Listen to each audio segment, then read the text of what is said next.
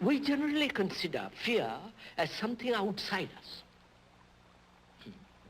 So there is this question of the observer and the observed. Now, is it possible to look at fear without the observer? So that you are completely in contact with it all the time.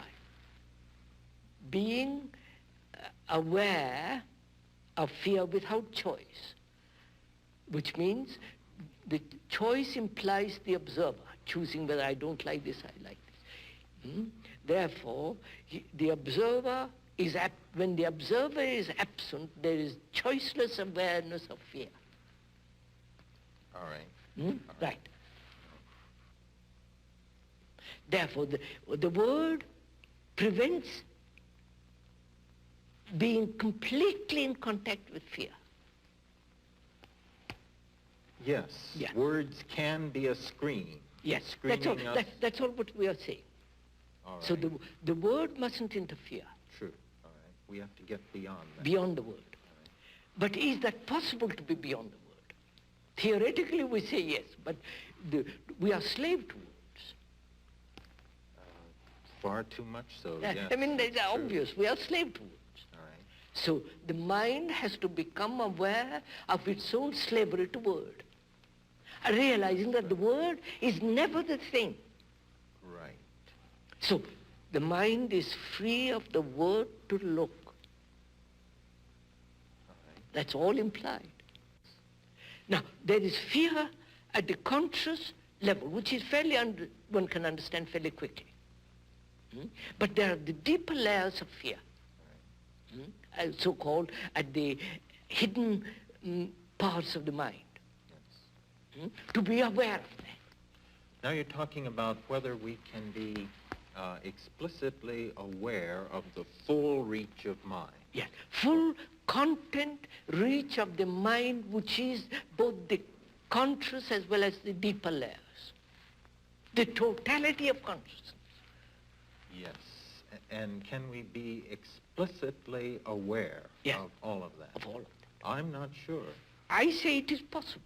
It is only possible when you are aware during the day what you say, the words you use, the gestures, the way you talk, the way you walk, what your thoughts are, to be completely and totally aware of all that.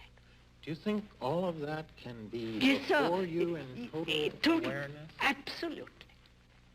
When there is no condemnation and justification. When you are directly in contact with it. During the day, if you are aware of your thoughts, of your feelings, if you are aware of the motives, all which demands a mind that's highly sensitive. It seems to me you're saying something like the key to doing this is a radical reversal in our point of view. It's as though we were prisoners straining at the bars for the light and looking for the glimpse of light we see out there and wondering how we could get out towards it, while actually the door of the cell is open behind us. If only we would turn around, we could walk out into freedom. So, surely, sir,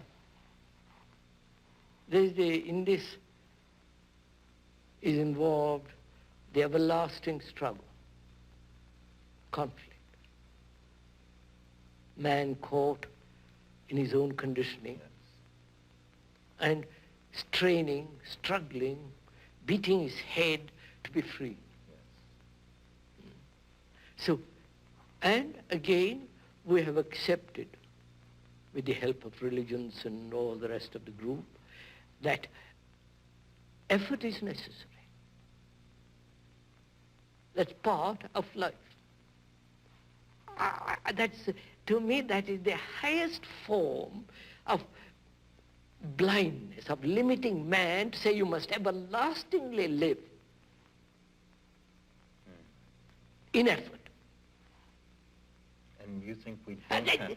Not I think, it is, so it's not a question of thought. Thought is the most... All right. Let's delete those two words and just say we don't have to. But to live without effort requires the greatest sensitivity and the highest form of intelligence. You don't just say, well, I won't struggle and become like a cow. Right. But one has to understand how conflict arises, the duality in us.